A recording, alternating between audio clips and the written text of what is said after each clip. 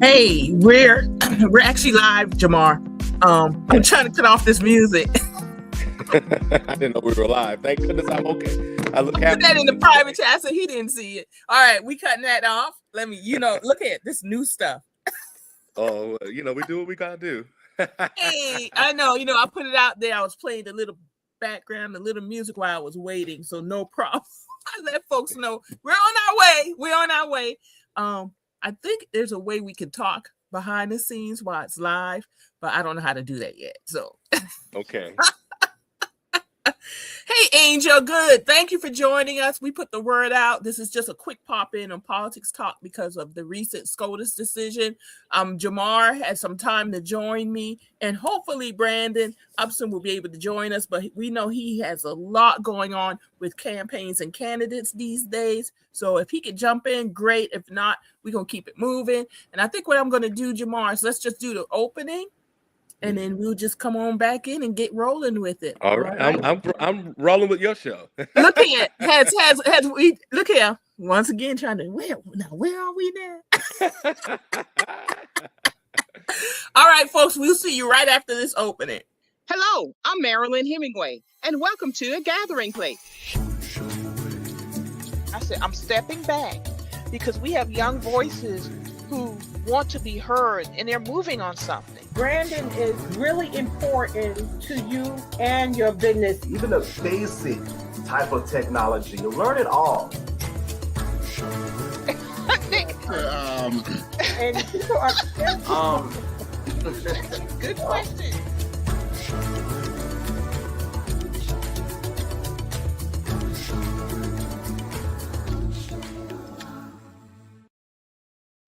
Well, folks, we're back. Welcome to A Gathering Place Politics Talk Pop In. I came up with that last night as we were discussing this. I said, why don't we pop in and just do something quick regarding what's going on with the Supreme Court, but of course also the current administration. But we are in some serious times. As if we weren't already in some serious times, we're at war in spite of the denial of the current administration, and also in spite of the fact that they said somehow a ceasefire, that's not really a ceasefire, means the war has terminated. Mm-hmm. There's a lot going on. There's a lot that's going to be going on. And Jamar, why don't you get started? I want to pose something up. What are your initial thoughts? The question is, I'm laughing because it's not a laughing matter, quite frankly. But Yeah. I want to let folks know that, this is obviously very serious for the future of our democracy, quite frankly, and the future of what representation looks like. We're talking about the Voting Rights Act that was enacted in the 60s. So we're talking about over 6 decades, right, of protections that are supposed to include our right to vote, our right to have fair political representation, to consider that there are some social and economic issues that impact our representation. And so for us, it really reworked a 40-year framework. And I think that that's important. And so what the court basically said, let me just lay this out. And so what the court basically said is that states can use partisan gerrymandering, right? And it can cover for racial gerrymandering. And so now what you're going to see happen across the country is you're seeing several states follow the lead of what happened in Texas last summer, right? Texas had a mid-decade redistricting where they drew 5 seats that would favor Republicans. And they actually used the numbers of Latino voters to skew some of those districts, which actually decreased the Black district representation by 2 districts in Texas across a 38-seat delegation, right? And so what you're going to see happen is there's several members of the Congressional Black Caucus, but particularly those seats that were drawn under the protections of the Voting Rights Act to ensure that there would be representation for Black voters, particularly Black residents in various states in the South. You're going to see those states start to go back. Louisiana has already suspended elections. They're actually moving to just stop the elections right now so they could actually go back and redraw the lines, which would very likely eliminate a Black drawn district. And actually, that district was actually drawn begrudgingly of the legislature, right? And so that's a huge piece. Alabama, the governor of Alabama announced yesterday that they're going back into a special session. So I look at seats like Shamari Figures and Terry Sewell. The governor of Tennessee also just said that they're going back into session. There's 1 Black seat left, right, in the Memphis area. We're hearing rumors that Mississippi will go back. That's where Benny Thompson is. South Carolina will go. Well, they're already in session, but the governor is now going to, and lieutenant governor, who that's another topic we'll talk about, is they're now pushing the legislature to consider redrawing the lines. That's our longtime Congressman Jim Clyburn, right? And so you're going to see this domino effect of even what happened in Texas, and as a response to how voters showed up in California, and actually just most recently last month in Virginia. Around the redistricting fight. And the Republicans created this. This is what they've wanted for a long time, to gut the Voting Rights Act. And let's talk about the partisan part of this, right? The Voting Rights Act has been reenacted under Democratic and Republican presidents, right? This isn't just a Democratic issue or a Republican issue. We haven't reauthorized the Voting Rights Act or passed the Robert Lewis Voting Rights Act, or Freedom to Vote Act, excuse me. And so for us, I think the thing that we've got to think about is we're going to start seeing this domino effect of something that I believe happened in 2010, where Democrats lost a lot of state legislative seats around the country. Now, we've seen many of those seats get picked back up, but obviously what happens every 10 years? Redistricting. So the Republicans flipped a bunch of seats throughout the South and then redistricted them all to keep themselves safe over the last decade and a half. And so you're seeing the results of all of that now, because naturally the thing that I would tell you all to think about and to go do is, gosh, we've got to flip state legislatures to be able to make sure that these lines are fair, right? And to make sure these lines are drawn fairly. We need to take the right to the power to draw maps out of the legislative bodies, because it has become way too partisan. However, the way it is set up right now is that many state legislatures, especially in the South, they have the power to draw the lines, right? And we've seen states like California and Illinois and other states do independent redistricting commissions, right? And we've seen a lot of that happen, and that movement happening in, I believe it's 10 to 15 states now that have some sort of commission that you have to go through outside of the legislative body. But that movement hasn't happened in the South. And so I'm encouraging people that in the moment, you need to be showing up to your legislative body. So we need to be going to Nashville and to Mississippi, down to Louisiana. We need to be at those state capitals. We need to be testifying and making sure that there's legal record. But most importantly, you all need to be looking at who is running for state legislature in your state, who's running for the state house, who's running for the state senate. And can you donate to them? Can you knock on doors for them? Can you register voters?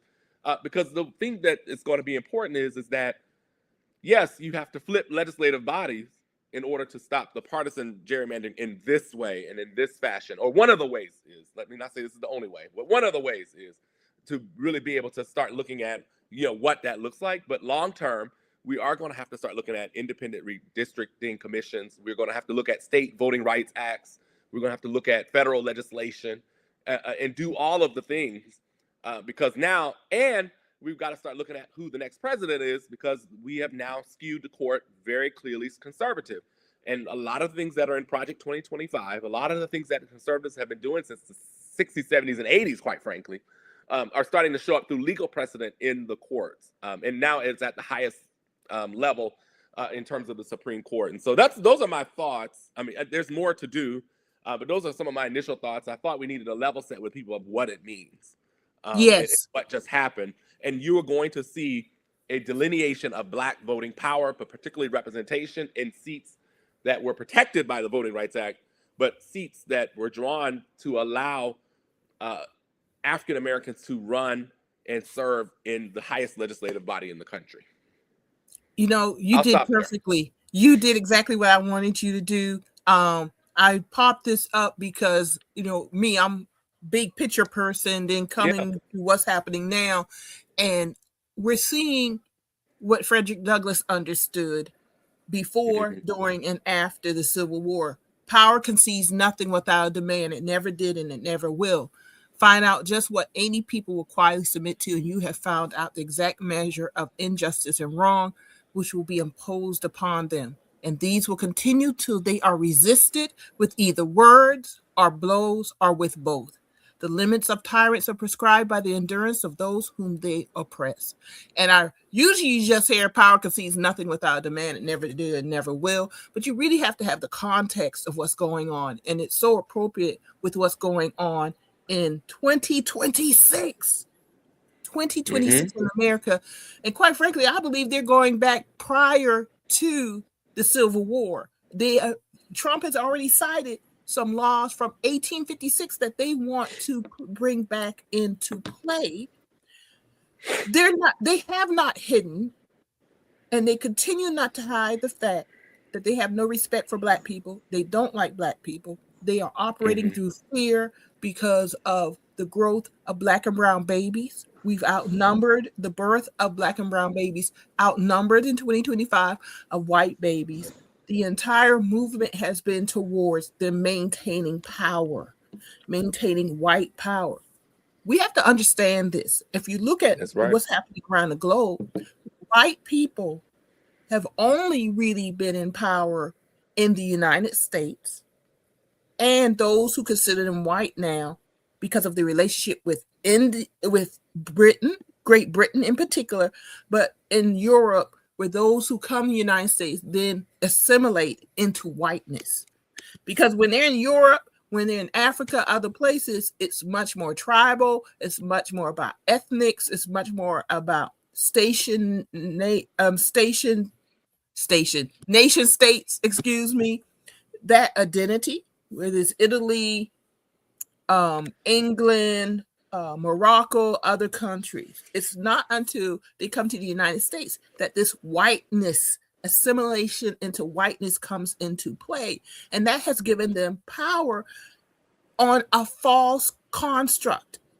And what is happening globally is people want to waking up to more Black and brown babies are being born in the United States. And this is why you see this extremeness, radicalness when it comes to deportations, removing citizenship, and going after Black people. Because they've always been going after Black people. What Oh, going after absolutely. immigrants now, going after women now is the result of going after Black people. And in my opinion, it's not only the radicals that we're seeing, because it's easy to identify the blatant racists.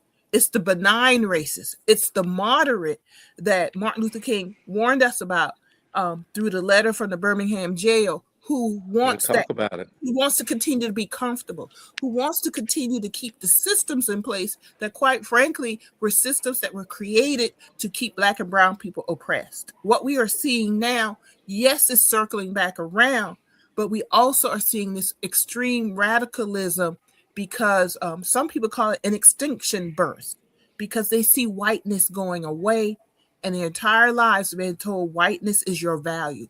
Whiteness is who you are. That's what makes you valuable. That's what got you up in the morning to work that factory job or that 9-to-5 job. It guarantees you work. It guaranteed that even if you may have been a drug addict or murder or whatever, if you cleaned yourself up just enough, you go get a job. They'll take care of you. Whiteness took care of a lot of people. And it's disappearing as it's been defined by the United States of America. And that's what we're seeing. We're seeing a lot of anger. We're seeing a lot of hate. And we told folks, Black people have always told you, whether it's Black Lives Matter, whether it was get out and vote for Kamala Harris, and we were explaining, but this is benign racism, and they will not admit this, but you're going to have to start admitting it now, is when we walk in the room as Black people, you automatically discount us. You don't believe us. Mm-hmm. Even though we may be telling you this all along. And now it has come to this, where once again, Black people in the forefront, we're going to lose our representation. Next will be other minorities, including women. And that's where we are now. So the question becomes, what do we do now? Any thoughts? That was a lot too. You and I going our thing. We're going our rants, and it's like, okay, now what's next? Well, as we've been seeing the dismantling of our democracy, particularly over the last 10 to 20 years, yes. I'm just going to talk about that portion. I mean, it's been going for a while. the stuff that's been apparent the last 10, 20 years. Exactly. They've been dismantling behind the scenes, putting infrastructure in place since the 1960s. Now we're seeing the results of the work. Since it got passed. Yeah.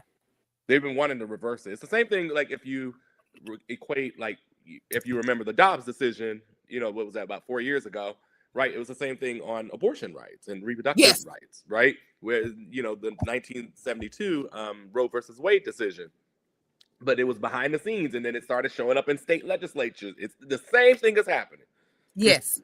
And so it is just, I want to give people a real example, because this isn't the first time they're doing it. It's not going to be the last time, right? It's going to be Black drawn districts, then it'll be Hispanic drawn districts next, right? And it's just going to keep piecemealing down, where you're just going to have a bunch of white conservative districts, and you're going to sprinkle people of color everywhere, but it's going to keep white conservative Republicans in power, both at the state level and also at the federal level, right? This is a ploy now. The game that we're in right now is a ploy by the President of the United States to not fight fair in elections, and he knows his policies are weak. But it is about maintaining power, because we have someone in the White House who wants to be a dictator. He models himself after people like Putin and these other folks, right? This is all about a dictatorship. And Hitler, yes. I mean, you had the President of the United States who didn't follow the law, who just dismantled and built a ballroom in the White House, right? You have court orders that are ordering him and leaders in his administration to do a thing, and they just say, we're not going to do it. Let's see what you're going to do about it. We have a president of the United States, who has had many criminal indictments, right? And they're only waived because the highest court in the land said he'll have immunity, not because he actually is innocent of those crimes that he's been indicted on, right? And so we have to really sit in this moment of, how are we going to strategize, and how are we going to organize? You can't simply out-organize the system. You've got to do this on the ground. And so we've got to get back as a people, as a party, whichever you want to call it. We've got to get back on the ground of really organizing in those local elections, right? So that's why this year, many states had a candidate in every election, every legislative election, right?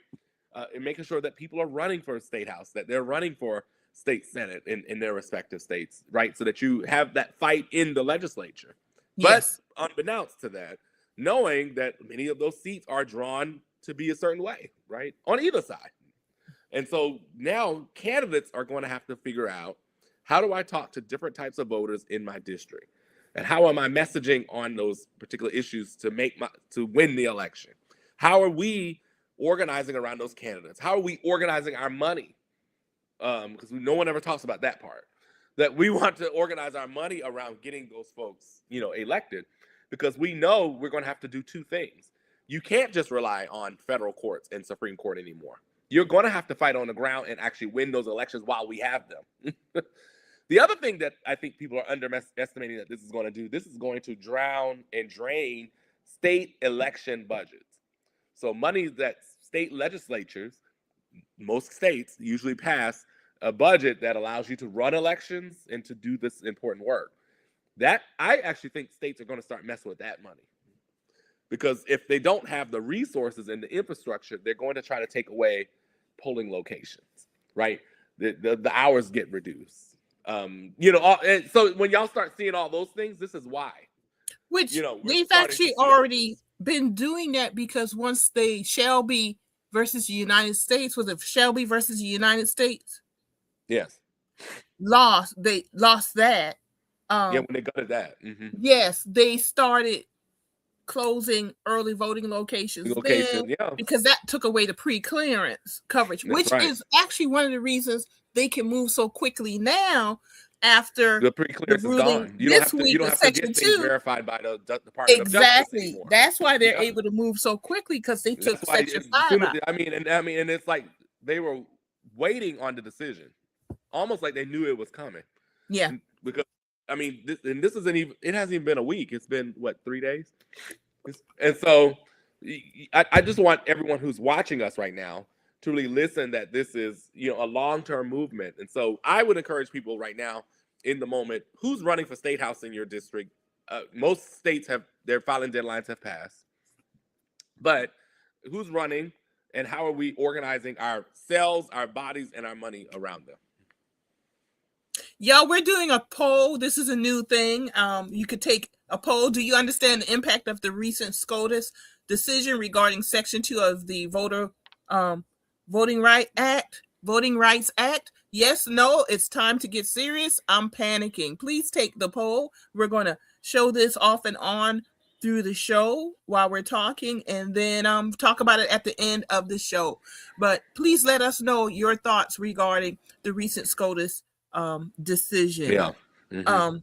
And I want to say one more thing before we move on. Sure, go ahead, Jamar. You all need to get to these. We need to get to these state capitals. Legislators many of the sessions are over.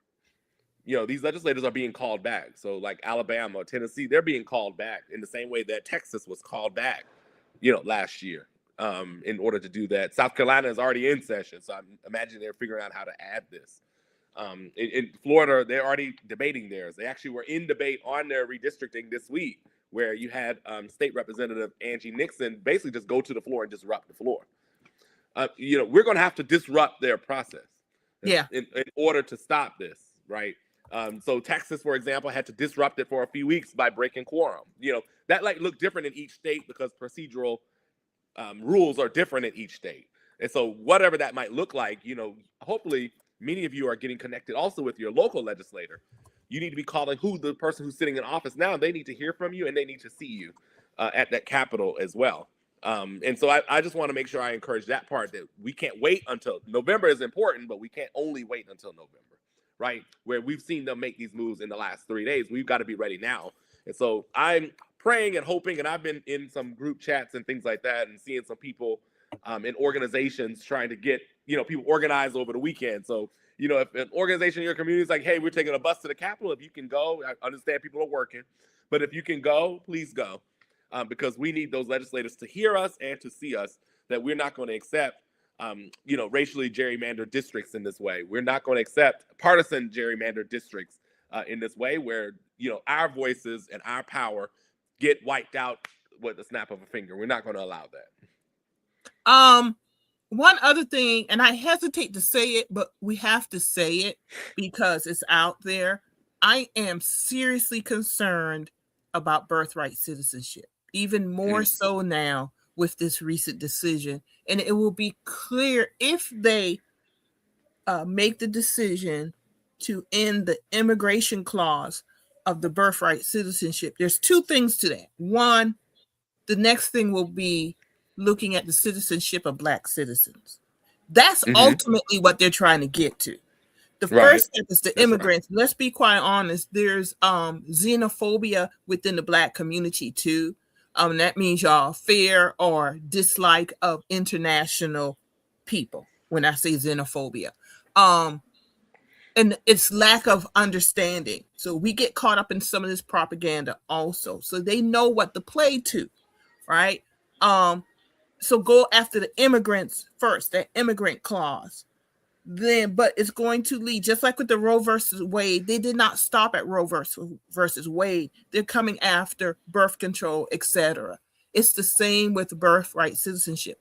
Ultimately, it's to go after Black folks. And you're wondering, I've heard some people say, well, if they take us, where are they going to send us? They don't even know what country I came from. Honey, they are sending people to different countries now. It doesn't matter. They're putting people on planes and dropping them off wherever. And it's been rumors that they literally are ditching people in the ocean, which I'm not surprised about that because we're literally shooting fishermen and women in the ocean. That's still happening, even though we're not talking about it. But the that's a tactic of the slave trade move. Exactly. I mean, exactly. Here, you know? Yeah. And also the fact that what are they going to do with the Black folks? Well, there's a reason they want to build 34 more concentration camps, detention centers around the country. They want to put us back into the fields. They want to put us in those detention centers. And they already have patterns for this. And this is not brand new. You go to Louisiana, the Angola prison, a former plantation, which is on 18,000 acres. You go to prison there, they put you to work. And they actually do it in South Carolina too. We have prisoners now working dairy farms in South Carolina. And that's just one example. These people are getting paid $2 or $3 a day. Slavery never ended. It just evolved. But they're so afraid of losing power. They're so greedy. They have supersized all of these actions that they've been building toward for the last 60 years. And now we're almost at the end game, the extinction burst. And I'll explain that in a few minutes. But what do we do? And I encourage everybody to continue. Thank you for completing that poll. Please, if you're out there watching us, we do have some folks watching us. We want to hear from you. Please complete the poll that you see on your screen. Jamar, your thoughts? Yeah, let's go back to the population thing, because I think you're on a roll here, right? And you laid out, how that is. If you look at the census in most southern states, Texas, I'll use for example, right? We see the growth of people of color in southern states for a number of reasons. Some of it's education, economics, some of it's just where people are located, also as well, right? And so when you look at something like this, it is also about how do we decrease the population? Because if you decrease the population in terms of their voting ability or their voting eligibility as well, that's how they think they're going to win elections, right? They're not trying to be Republicans are not trying to be a diverse party. The Republicans don't mind riding white conservative voters. And so when you have Black and brown voters in places like Texas and Georgia and North Carolina, where we're seeing these states flip key elections in these states, it's about then how do we reduce the eligibility standard so that more of our people can vote and less of their people can vote. And that comes in a number of ways, right? So just exactly what you're talking about. One is birthright citizenship, right? Let's question the status of all of people. Now, we know when you start looking at birthright citizenship, if something happens with that, or when something happens with that, most of our, especially senior Black folks, don't have a lot of information, documentation, right? That's going to be challenged. right? And so when you look and you're looking at what's happening with ICE and how ICE has been out of control in Hispanic Latino communities, right? We see hate that's been directed toward the Asian community. We've seen hate directed to the Muslim community, right? And when you start breaking down all the communities and different things that are happening, right, whether physically, economically, socially, etc., it is all designed to make sure that we keep white conservatives like Donald Trump and others like him, MAGA, those folks. It's all designed to keep them in power. And so this isn't just about the citizenship aspect. It is actually about reducing the population and also reducing the eligibility of people of color to participate in the systems of the country that put people in power. So, speaking of the population and what's happening with it, how does that tie into abortion? Roe versus Wade. It's all you can say obviously that they want more white babies, but if you end abortion, does that mean you want more black and brown babies too? Which is kind of contradictory if you look at the surface of it. But what we don't discuss, and it ties into what you just said, ultimately they're counting numbers. Sure. They're counting numbers, which that in and of itself is scary, because when you stop seeing humanity and you start counting numbers, that opens up other things. And what you just said is talking about it. So let me bring it back to me mentioning abortion and the Roe versus Wade. Yes, they want more white babies. What they are not investing in or pulling back investment is the black maternal mortality. Well, that's what I was getting ready to say next. Go ahead. I think there's two parts to your question. Go ahead. As I think about it, right? There is, do you want more white babies versus black and brown babies? There's the baby aspect, but what about the parent, the mother, right? Because then I think that's what you're getting to is the continued underinvestment of the federal government in programs that could research and develop cures that reduce the maternal mortality rate. Who's been impacted the most by maternal mortality rate, not just in America, but around the world? It's black women, right? That people are dying trying to give birth to children, trying to grow their family, right? In a lot of situations, right? And so not just the baby that, that does not live, but it's also the parent that potentially does not live because we have still not reduced our rate or invested heavily in the infrastructure and the cures and the treatments that will reduce the rate as well. So I think there's a parallel way of if you're not bringing new life into the world, but also if life gets taken out because of the lack of investment and the lack of healthcare and resources and things like that. And we just saw, for example, with Medicaid, obviously, as you know, right, millions of Americans are losing their healthcare, whether it's by the systems that they're in at the federal and state level, or they're losing their insurance because they lost their job. Because jobs have been lost, under this administration too. So I think it's that parallel angle that if you don't bring into the world, but something goes out of the world too, then they're watching those numbers. And then at some point you hit a tipping point. Right. And what's left is it's going to tip where the numbers will start decreasing. That's what they want to happen. And those who are left, we're either going to arrest them because we've removed their right to representation, which means we can make laws that remove their humanity, which will allow us to go arrest you on the street because you're walking on the wrong side of the road, and we're going to disappear you into detention centers, and so you can work the field, so you can do all the work that we don't want to do.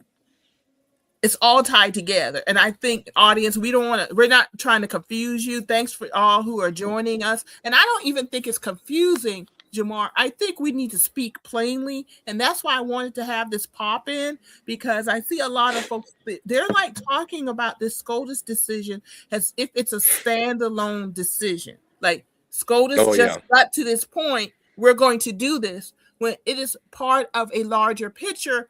Some people call it Project 2025. That's the written version of it. But they've been working on this for various organizations since the late 1960s, since the Voting Rights Act and the Civil Rights Act was passed. This is the moral majority we heard about in the 1970s. This is Liberty University, the Falwell family. This is the John Birch Society, which started back in the 1930s, the Federalist Society, because the Alito Roberts, they come out of the Federalist Society. This is the originalism, those who believe that you interpret the Constitution word for word. There's no deviation, which that in and of itself is a contradiction, because they literally built amendments in the U.S. Constitution to anticipate that things are going to change, because we don't shoot the same guns in 2026 that the muskets that were shot, back in 1776 and 18, so on. All of this is coming to, now you tie in what we're talking about, this fear of the growing majority, majority of brown and black babies. And then you get to someone like a Stephen Miller, who's a head advisor in the White House, who has stated he wants 110 million Americans that look like him. Mm-hmm. And if you're confused about that, white people. So what are you going to do with the 220 million other Americans, or those who are in America who get counted? You deport them, you arrest them, and you also murder them, because that's what's happening also. And or you just do other things like take their health care. Go ahead. It's like other little things too. It's like, let's take their health care. Right? Yeah, you remove the social safety net because people are going to die. It's like these little things, like with ICE or with the big ugly bill. It's these systematic steps that they're taking in hopes that over time you see that reduction of non-white population. Correct. And I want to go now into some solutions. And quite frankly, I don't necessarily have solutions. You've hit on some stuff. We've got to organize. I want to, audience, I always ask this when I give my speeches and stuff. Do you understand where we are? Do you understand what we've just said? Because it's a lot. It's a lot. Every day there's a lot. Every day there are distractions. We haven't even touched about the Epstein files, which that's a whole nother show. We do this every third Sunday, y'all, at 4:00. Join us. We just want to do this pop-in about SCOTUS. But it's not a standalone silo decision that SCOTUS made this week. It is tied into everything that has been happening, everything that has been building over the last 30 years. We can even go to Ronald Reagan, who opened his presidential campaign in Pearl, Mississippi. That was a head nod to races, because in Pearl, Mississippi, 3 civil rights volunteers, workers were murdered in Pearl, Mississippi. And so that was his nod to the KKK, to the racists when he announced his presidency.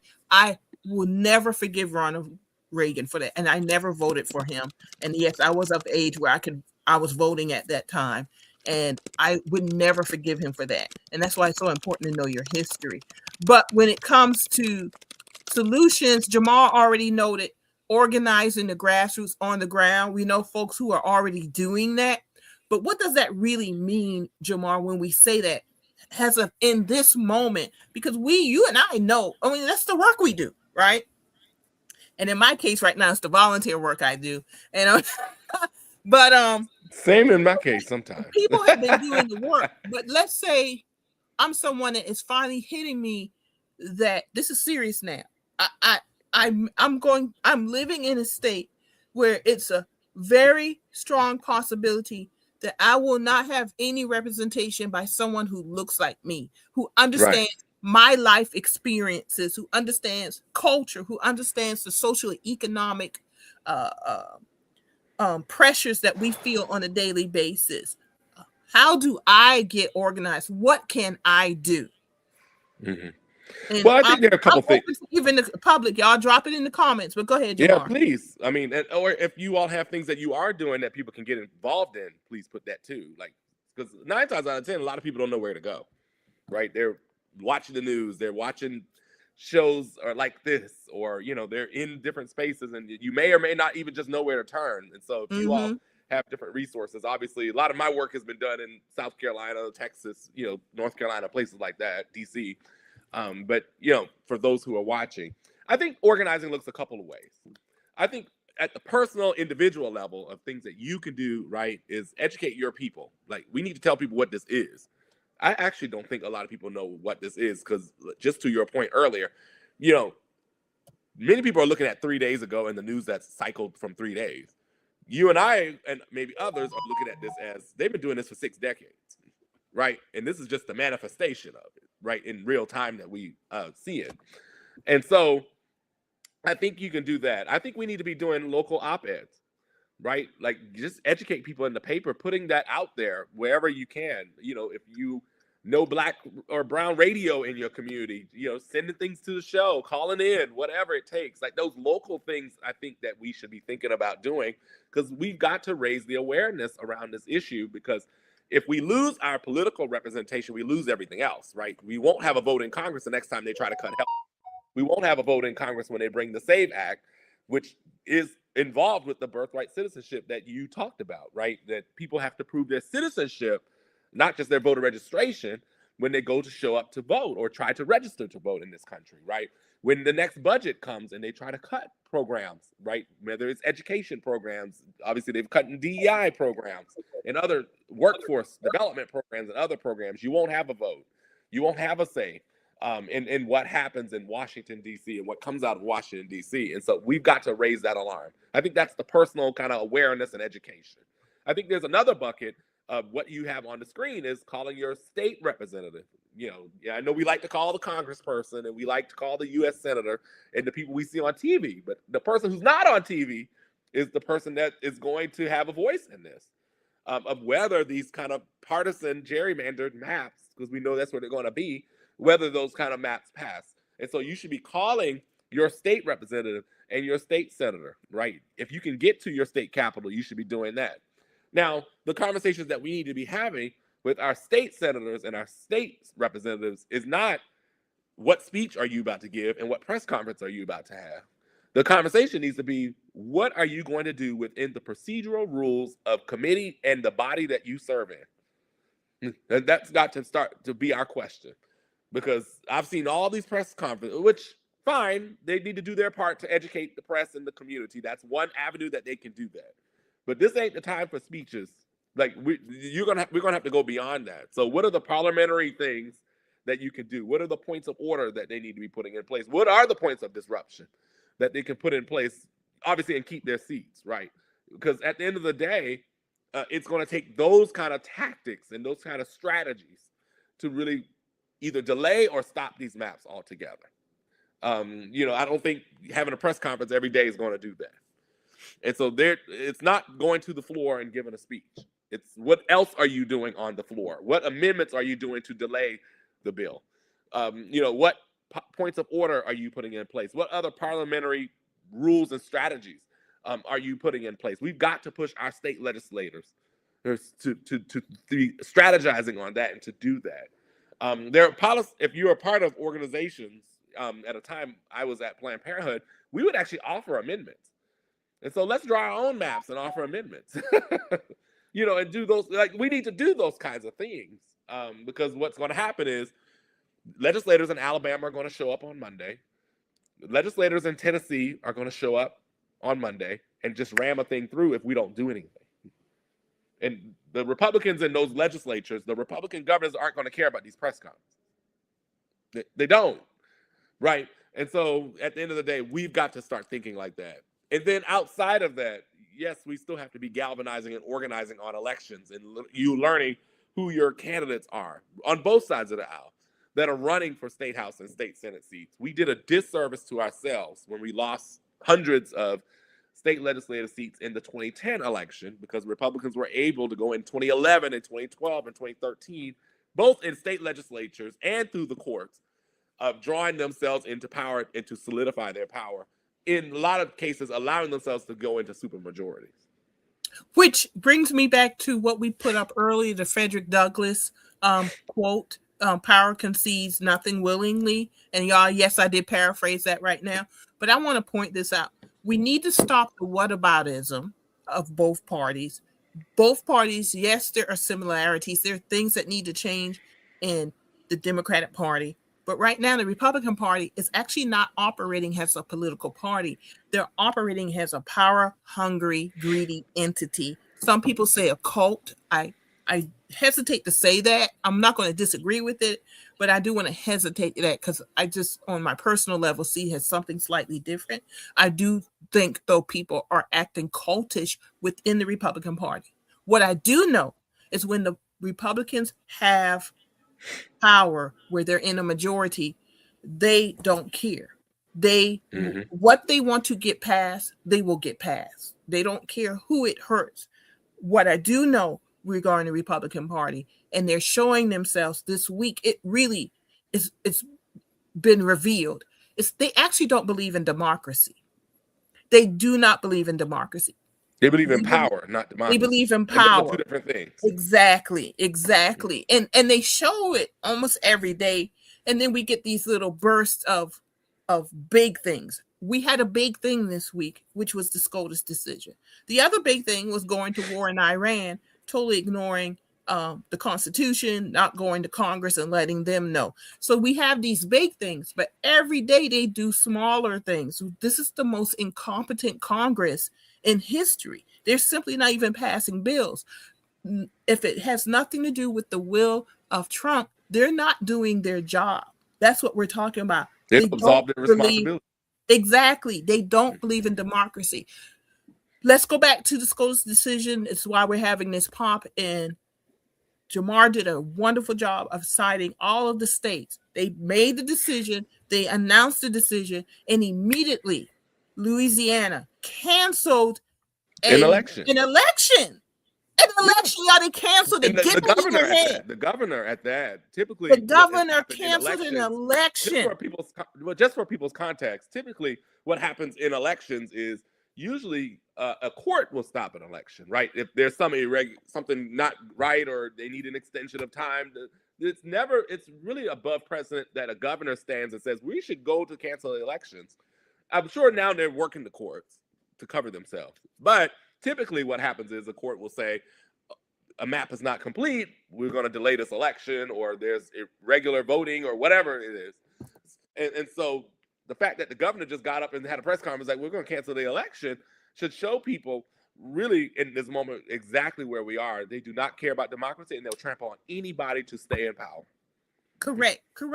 Which means while we still have vestiges of democracy, we have to implement those. We have to get engaged strongly, not lukewarm at this point. We've got to show up. We cannot wait until November. And can I say, go ahead, Jamar. I absolutely agree with you. And why I said earlier in my remarks is not just about the press conference and those sort of things that we're going to have to disrupt. There is no democracy without dissent. Dissent is a part of our democracy. It is actually a value of our democracy, right? That everybody's not supposed to agree. We're supposed to have debate. We're supposed to have discussion. We're supposed to have disagreement. And whoever out-organizes wins. And so if there is no dissent, if we don't show our dissent, then we are not showing the value of democracy either. And we know that we believe in democracy as a baseline of political power and representation in our country. And so why I'm saying that people need to show up to the state capitals, permitting, we know people work and everything, but permitting your ability to be there is for that very reason. And so we've got to show up, but also show out this time, because literally the little bit of fibers that are left of democracy will go away if we do not. That's right. And that's why the young lady who had the megaphone, this was in Texas, right? No, that was Florida. It was Angie Nixon. Her state representative, Angie Nixon. Look her up.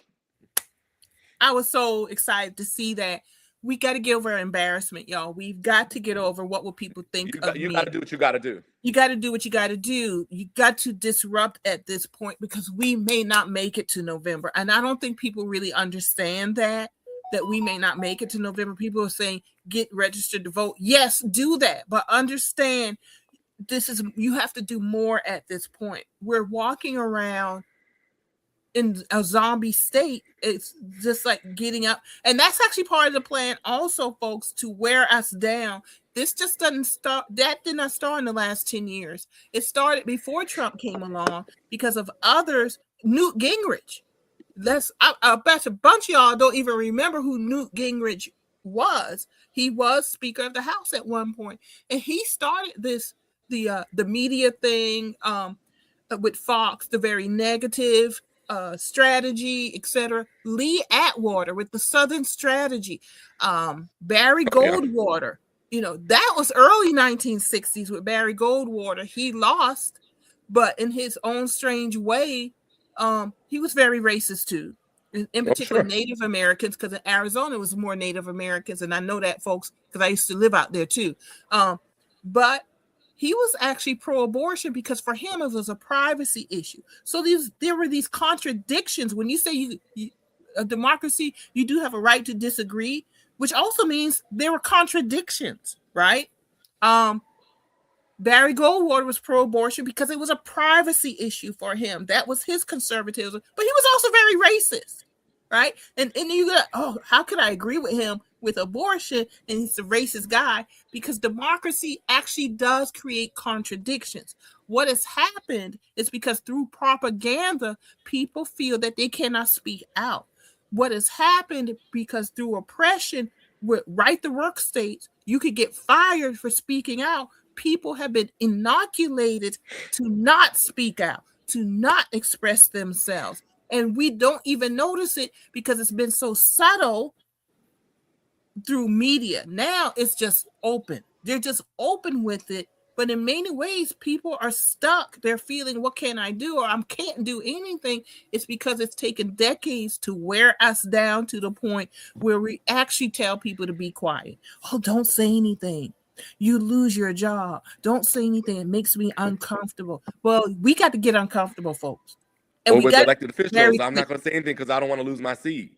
Exactly. You're going to lose your seat if democracy falls apart. You will lose. And you know, when someone tells you that, when they say, I don't want to lose my seat, guess what? It isn't your seat. It's the people's seat. So the fact that people say that in real life means they've lost the plot. They've lost the plot. All right. So we got to clean up a lot of stuff, folks. Get it together. And get it together as an individual. We're going to have to get stronger as individuals and be ready to lose some stuff, because they are going to come after you, because that's what they built. That's what the authoritarianism is about. They will come after you. Let's get that in our heads. We know that. I've lost some things or been denied some things because I know they look at my social media, but, justice delayed is not denied. But, we got to get that in our heads, and we got to start speaking out. We got to start showing up, local, state, and federal. Even locally here where I live in Georgetown, South Carolina, you see the playbook playing out. They're attacking the new administration in the city of Georgetown because they're mad because, one, they lost. When I say they, Republicans. Two, money. Georgetown is at a point in history where it's being developed, or the potential to be developed in a different way. It's a lot of money involved there, folks. Their hands are not in that cookie jar anymore, and they're mad about it. So they're attacking on social media. They're putting misinformation out there. That is the Republican playbook. We think of it as it's only a national problem. It's a local and state problem also, which means you got to show up locally to city, school boards, your library boards, your city, county council meetings, because they're using that same playbook of misinformation. And when you start peeling away the onion layers, what you're finding out is people who are power hungry and they're greedy. And they want to control everything. SCOTUS is just the next level, as you said it at the beginning, Jamar. They're in the legal system, that justice system now that used to be maybe circuit court, appeal court. Now it is at the highest level that is just open corruption. They're not conservative. They're corrupted. Mm-hmm. Did I put you to sleep? No, you didn't. I agree with everything. There's nothing to say. Y'all, I know we want to hear from y'all folks because we came here. It's about 2 minutes. It'll be an I feel hour. like we've laid it all out. I mean, I unless people know. have I don't know. questions, of I want to course, hear but from I my think we've laid people. it I like, want to hear from you. I know people. We see you out there. You're listening. You're watching. Thank you for joining us in this pop in. This was not our regular time, but I felt last night because me and Jamar have our text threads and Brandon too. Then he'll come like a week later. Oh, I'm catching up with my text, y'all. that's what happened when you got a good business and you're just so busy. Yeah. He working for real. He working for real. Yeah. But and I was like, can y'all come on? And then we ended up, this time because I had to kind of sleep in too. I mean, there's a lot going on, y'all. That's why. But we wanted to be clear and make time to get people together, and I had a meeting with a candidate and a city council member. We meet with them, give them advice, help prepare them for a speech or something. And the SCOTUS decision came up, and she's a white woman, and she says how she expressed herself, how very disturbing it was and everything. And I told her the fact that you're expressing it and you're thinking about it is a step in the right direction. And I know her, I respect her, I really do admire her. She has been putting the work in, y'all, for over a year to run for office. All right. I'm not gonna call her name because I didn't ask for permission. So but I could talk about it. But we did talk about it. And I said the fact that you're thinking about it, you're concerned about it, is a right step in the right direction, because there are many that are just ignoring this. They're not dealing with it at all. And I'm disturbed by people like that. I'm disturbed by the blatant racists, but I'm also disturbed by benign racists, because they just want to be comfortable. They just want to go back to the way things were. But the way things were never benefited Black folks. And when I say benefited, not to be on top of anybody, but we just want equity. We just want equity. We just want the right, as an American citizen, to have our vote matter, to have representation. And this is very deliberate. It was racist to have the Voting Rights Act. No, it wasn't. It was trying to right a wrong, to recognize people as human.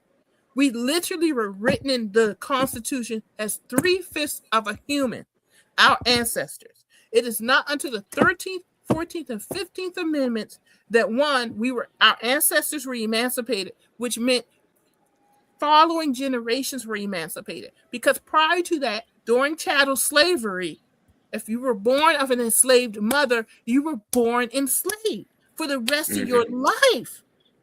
That is a condition. That is not humanity. It is condition. But American law literally said that. So they had to change the law to first emancipate. It did not end slavery because it became the prison industrial complex. All right. 2, they then had to give us citizenship, which is birthright citizenship.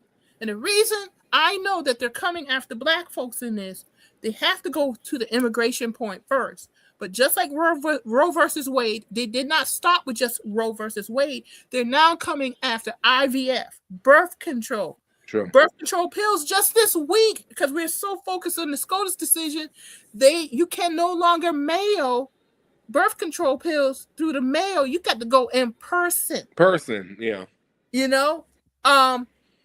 But also Donald Trump was quoted, and this was in the newspaper, y'all, saying emancipation, birthright citizenship was for the children of the emancipated.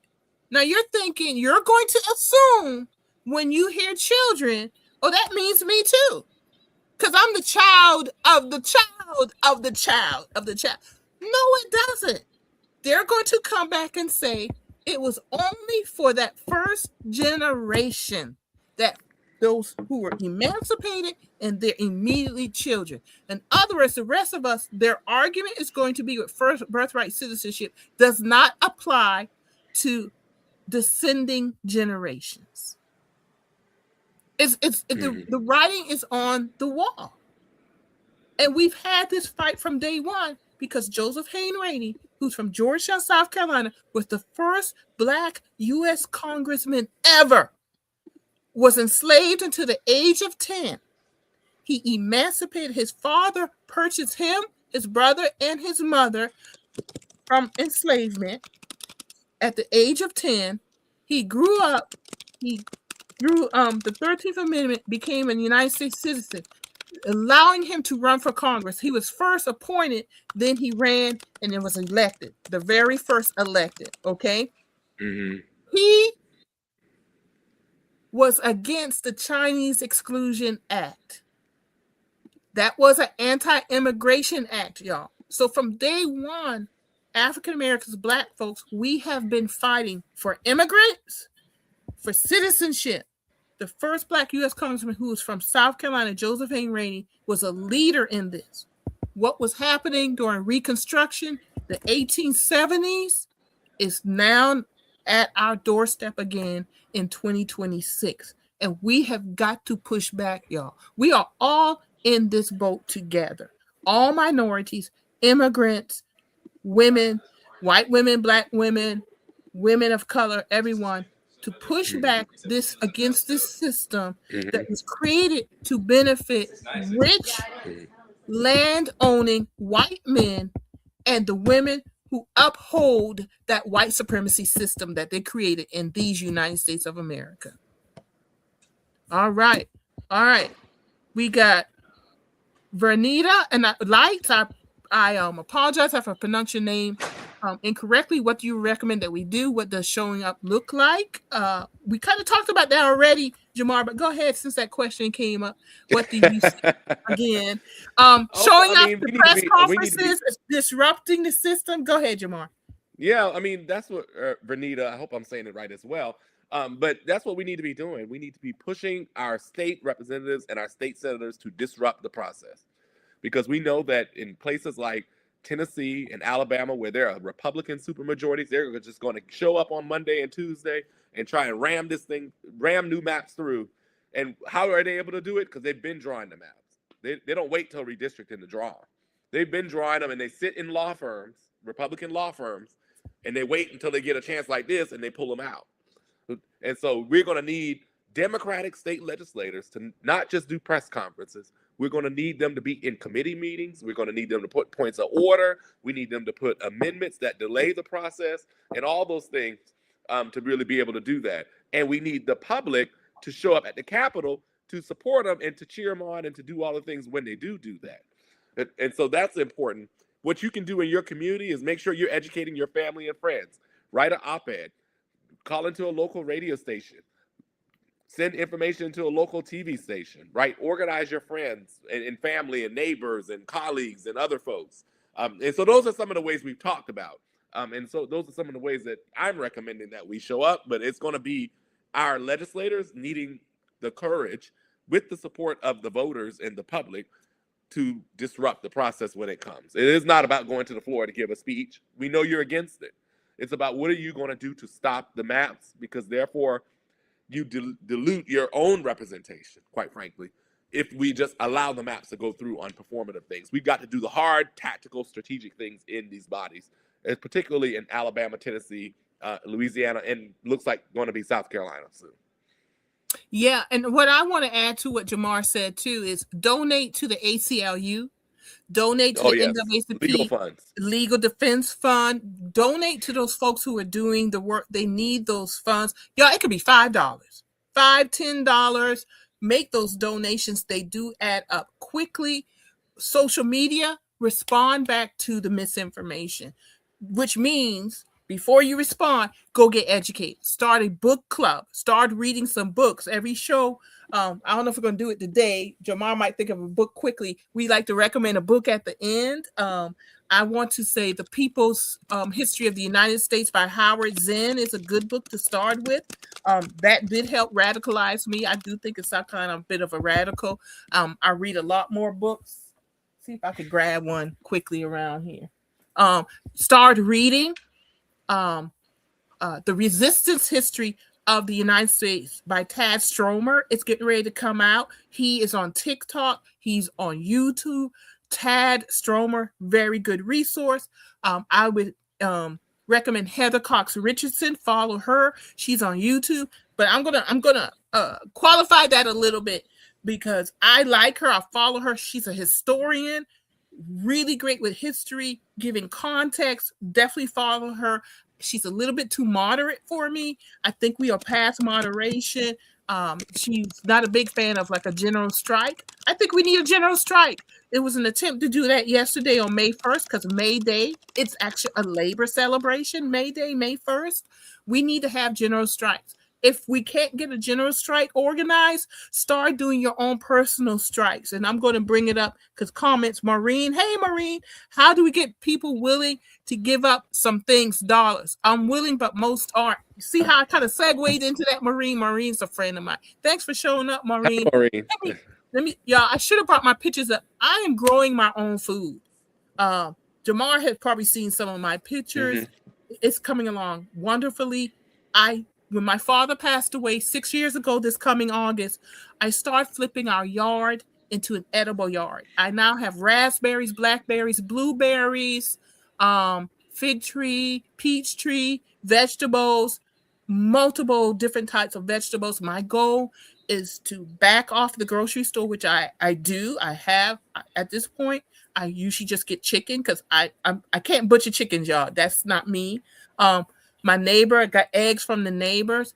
Grow your own food. And this is serious. I'm very serious about this because in America, it's about greed and power. You've got to hit them in the pocketbook. You've got to hit them in the pocketbook. If you need, stop buying clothes. Stop buying clothes. If you're growing your own food, if you're walking, you're going to lose weight anyway. Get back into your old clothes. If you got to go to Goodwill, buy clothes and upgrade those clothes. I remember coming out of college, my first jobs didn't have a lot of money, but I needed to go to certain events and stuff. I would go to the thrift store or the consignment shop, and my mother, who was a great sewer, would just modernize dresses and stuff for me. I would not buy new and just make it more, up to date and everything. We've got to go back to that. Go get a sewing machine. Goodwill sometimes carry sewing machines. If you have to invest in quality and something that's going to last, something that's going to help you make something else. Go buy a sewing machine, start making your own clothes. Stop buying fast fashion, which environmentally hurts us anyway. But if you really want to make a difference now and start immediately, this is the stuff that you have to do. Maureen, I'm glad you asked that question. All right. Jamar is going to have to probably go. Me too, Jamar. I said an hour. We got about an hour and 11 minutes. Hopefully you won't die before I wrap this up. Maureen, great question. Maureen, I'm going to be calling you too.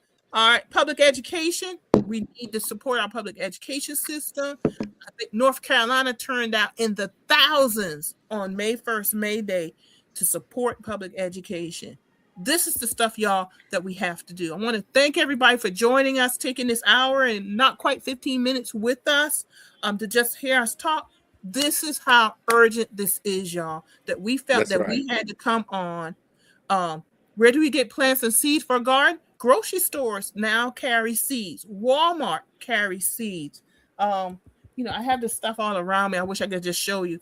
I've been buying seeds. Find your local community garden. They'll be happy to give you seeds, give you plants.